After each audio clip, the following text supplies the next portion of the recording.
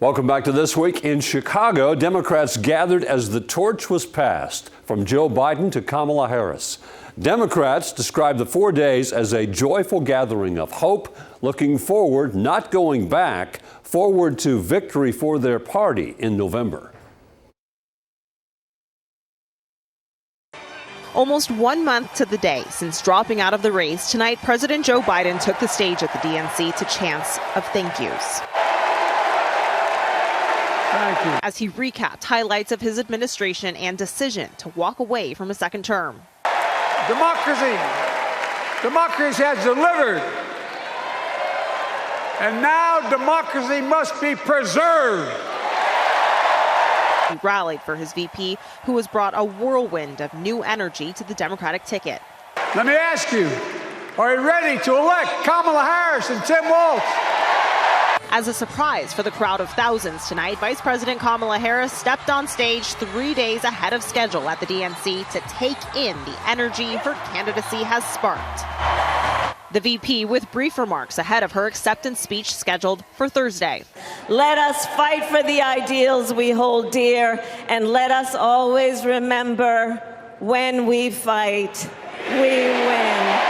Also with remarks, the only other woman from a major party to run for president, Hillary Clinton. He's mocking her name and her laugh. Sounds familiar. But we have him on the run now. On the other side of that glass ceiling is Kamala Harris raising her hand and taking the oath of office as our 47th president of the United States. In Pennsylvania today, Trump countered the DNC's programming with an event in a manufacturing plant, vowing he'd bring jobs back. Kamala stands for energy disappearance and factory obliteration. She will obliterate factories like this. Christiane Cordero, ABC News, Chicago. The energy during night 2 of the Democratic Convention was at a fever pitch. A cameo-filled ceremonial roll call of the states transformed into a massive party. Tennessee, how do you cast your vote? We cast 72 votes for the first woman and next president of the United States, Kamala D. Harris. Standing among politicians included appearances by a bunch of celebrities, including rapper Lil Jon with a surprise performance. DNC, turn out for what?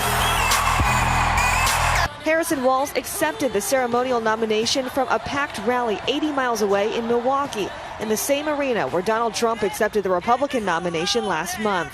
We are so honored to be your nominees. I'll see you in 2 days, Chicago. Taking the stage back in Chicago, Harris's husband, Doug Emhoff, telling personal stories of how his wife takes her job as stepmother seriously. She's always been there for our children, and I know she'll always be there for yours, too. Kamala is a joyful warrior. Then, Michelle Obama took the stage to make the case for a Harris presidency. Kamala Harris is more than ready for this moment. She is one of the most qualified people ever to seek the office of the presidency. And she is one of the most dignified. While calling out former President Trump. Who's going to tell him that the job he's currently seeking might just be one of those black jobs? Former President Obama closing out the night. We do not need 4 more years of bluster and bumbling and chaos. We have seen that movie before, and we all know that the sequel is usually worse.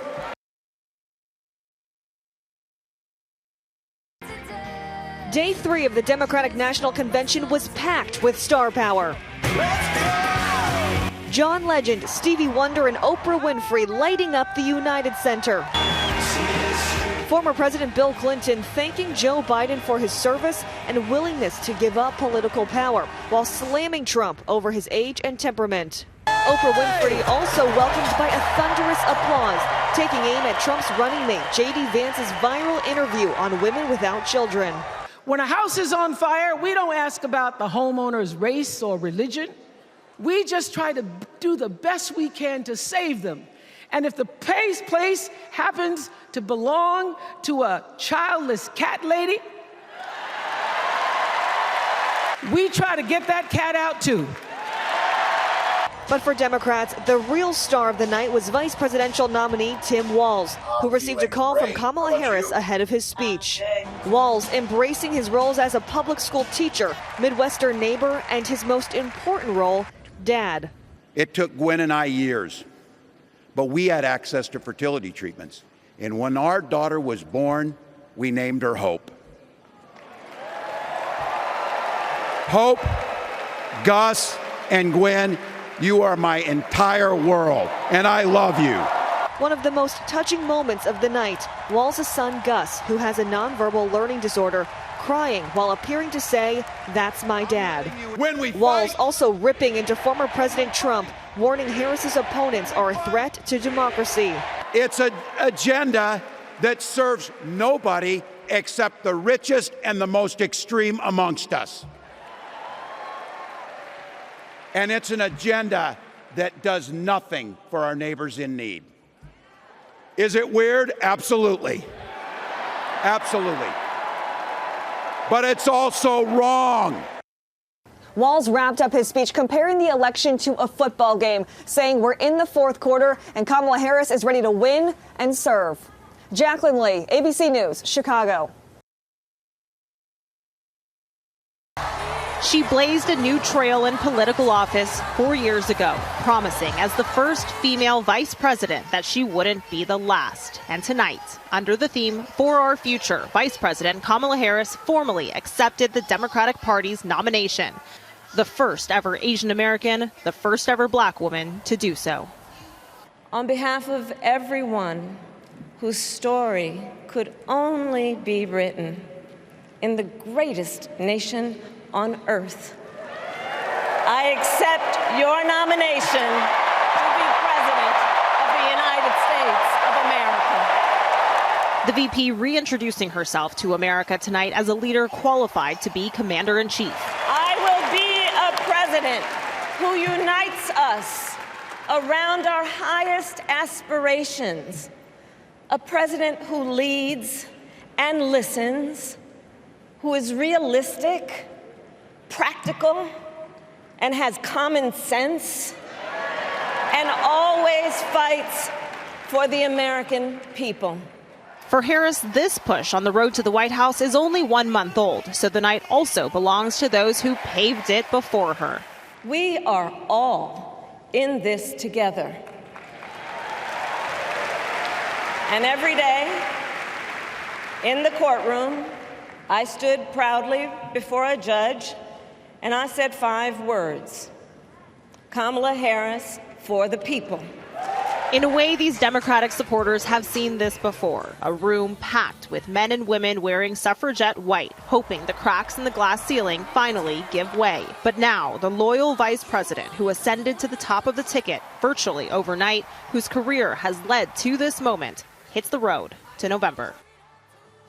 Tonight's historic address is the closing act of this convention, and now there are just 75 days left until Election Day. It's shaping up to be a very close race in those crucial battleground states. Christiane Cordero, ABC News, Chicago. Stay with us. This Week continues in a moment.